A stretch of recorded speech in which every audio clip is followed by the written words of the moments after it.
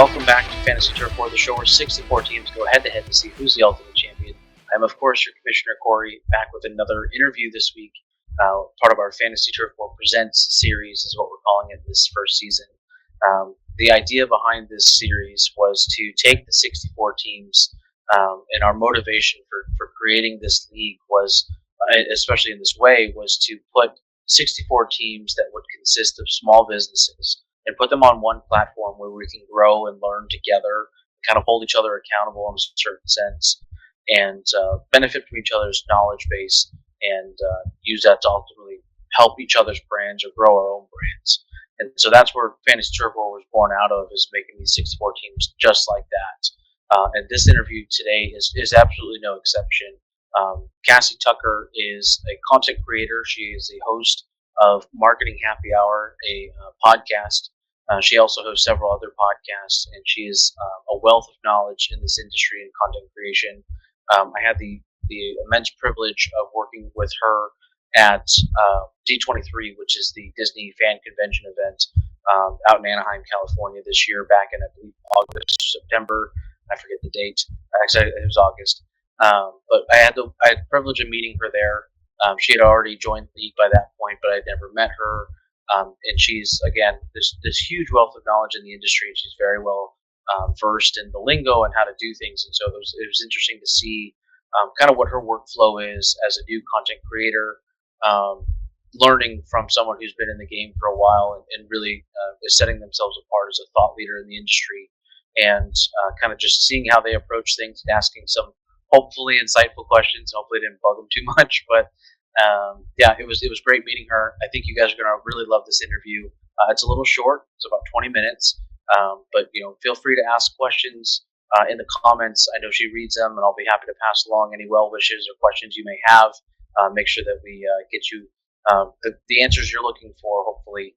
And it is a great interview. Again, a little bit biased, I'm sure, but I say I love all these teams. Candidly, she's not doing that well in the league this year, but she gets an excuse. She had 2 hurricanes and a whole lot going on. So she'll get a pass this year. Maybe next year we'll have to hold a little more scrutiny to her, as we do with all these teams. But I think you guys will really like it. Let me know in the comments what you guys think. And again, we're going to start rolling these out. We have about 20 to 30 more interviews ready to roll. So I've got to get them out to you. So expect kind of just this massive push of interviews in the next few weeks as we get to the closing of season 1. Yeah, enjoy your interview with Cassie Tucker of Marketing Happy Hour. Good morning, Cassie. How are you doing today? I'm doing great. How are you, Corey? I'm good. It's a busy time, and we last saw each other. What has it been? 2 weeks already? No, I don't think so. Today is Thursday, so it's been about a week and a half, I think. Okay. Yeah. Wow. Jeez, I'm still not caught up. I don't either. Yeah, and sleep hasn't caught up. My work hasn't caught up. It's just pretty much all around working from behind. But it was awesome meeting you at D23 Expo or D23. I forget, whatever it's supposed to be called now. It was fun. It was.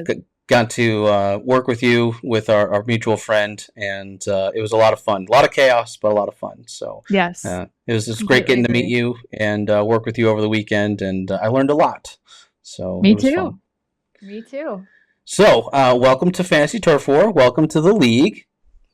Thank you. I wanted to take today to get to learn more about you, right? So we're introducing all of our teams to the audience, and so we can get to learn more about you and your business, and how we can get involved and participate. But we want to learn more about you, kind of putting that face on the brand, kind of thing. So you're here representing Marketing Happy Hour, and I've personally benefited already because we've worked together at Momentum and Expo, of course. But for the people at home, walk us through like your backstory of how Marketing Happy Hour started, kind of where that came from, and then just bring us to today.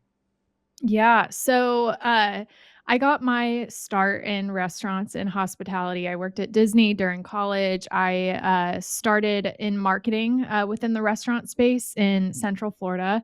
And so, food, beverage, customer service has always been kind of a foundation of my career. And at the same time, one of my close friends that I met during college was doing the same thing. She was working in restaurants, hospitality as well. We bonded over our love for beverages and new restaurants coming to the Tampa Bay and Orlando area. We would always want to go out and try those restaurants and experience them for ourselves and kind of share our take on them. But of course, we also had this marketing space that we were in as well. And so every time we would go out with our friends in marketing, we were having these amazing, enriching conversations talking about career, what we're learning there, what we're learning in our strategies that we're implementing as well. And the conversations for us personally were so beneficial. And we learned a lot just hearing from the experiences that our friends were having. And so one day we were sitting at happy hour, ironically, and we're like, these conversations are so impactful. What if we open the door to allow others to hear from these peer-to-peer conversations? So literally people our age going through similar situations, just looking to grow professionally, looking to grow in our strategies, etc. And we're like, what if we start some sort of recorded audio thing, to get these conversations out there? So this was April of 2021. Clubhouse was huge at the time. And so we were like, let's launch on Clubhouse. We can invite people live to be a part of the conversation, ask questions, etc. And so we did that. We launched there. We started having convos with people from massive brands and just learning exactly what they did to get to where they are, any tips that they want to pass along, etc. 3 months in, at the time, Clubhouse did not enable recording, and we're like, 3 months in, we need to find a way to get these conversations out to people that aren't able to make it live, but also allow us to go back and listen, to be re-encouraged by those conversations as needed. So in June or July of 2021, we shifted to podcast format, and this was my first experience with podcasting, her first experience with podcasting. And so we just kind of launched and grew from there. And it's been about 3 years now, and we've done a lot of shifts and iterations with branding, with format, with everything. But it's been amazing every step of the way, and absolutely love it. Very cool. And so I was taking notes. Yes. Congratulations on 3 years. Thank you. That is quite an accomplishment, and congratulations to you and the team for putting that kind of work in. That takes a lot, and it is very successful. And so excuse me, I paid attention to it, and I listened to the content as well, and I like the community that you guys are building. So. Couple of things I took away from there, right? And this has probably been covered in mutual circles before as well. And that I think some of the best content that gets created comes from the conversations we're just naturally having already, and that seems to be your story as well, and the same story for many of the other teams in the league. Of they were already having these conversations, and someone just eventually decided to hit the record button, and it's the most authentic, it's the most genuine, and I think that really shows in your guys' content with both the quality and the production level, and so I think that's a real testament to you guys, so congratulations on that. Thank you. Yeah, I appreciate it. I mean, that's really with podcasting, the aim that we have. I really, truly, I know happy hours in the name, but I want it to feel like someone is there. One individual listener is being included in that conversation. You listening feel like you're actually there with us at the dinner table, and it just feels natural, like you have that conversation with a friend, in real happy hour, really. Yeah.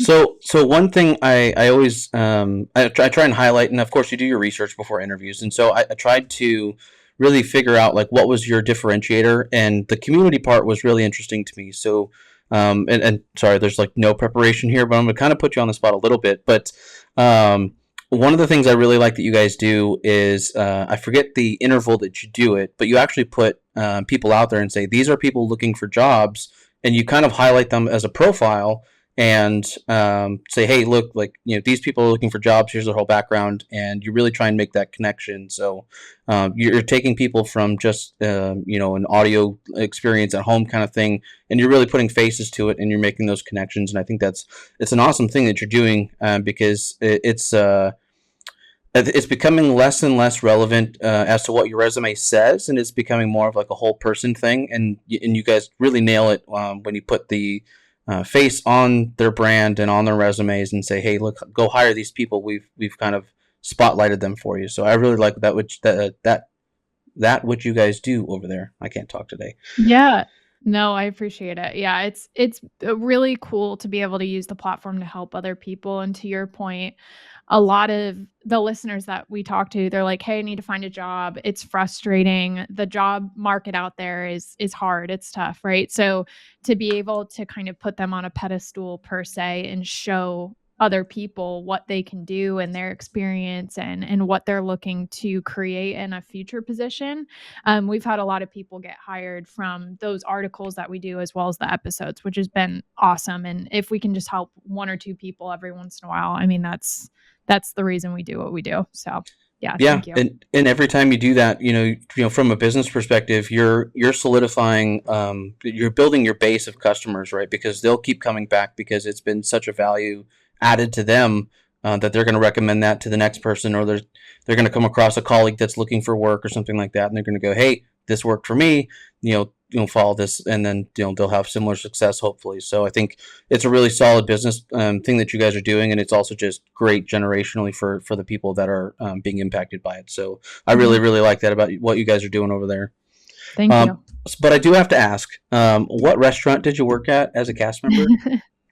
Yeah, well, so technically, when I was at Disney, I was in merchandise. Okay. So I did that side of things, but when I was working in restaurants in the Tampa Bay area, they were some local chains that are now expanding. But yeah, I did merchandise, which was really cool and different, just because it kind of spread my horizons in terms of area and category that I had worked in. So Okay. Was it like a college program thing, or did? yeah, Okay, cool. Yeah, I always yeah, wanted to it do was that. great. Never got the chance, but yeah, that's awesome. So, all right. Let's see. Well, I think we've covered marketing happy hour, so let's transition into let's talk shop about football a little bit. So, you've already kind of alluded you're in the Tampa Bay area, and that as much as it pains me to say, it makes you a Buccaneers fan, which hurts my heart as a Raiders fan. But Oh, I'm sorry. is that is that something that's just been kind of a born and raised thing, or was there something that specifically brought you to the team? Yeah, so I mean, this is hard, and I can almost feel my husband laughing at me right now because he has accused me of being a bandwagon fan Uh before. oh. But here, let me preface a little bit. So I was born in Ohio, so I grew up technically being a Bengals fan because I lived in Dayton, so I wasn't far from the Bengals.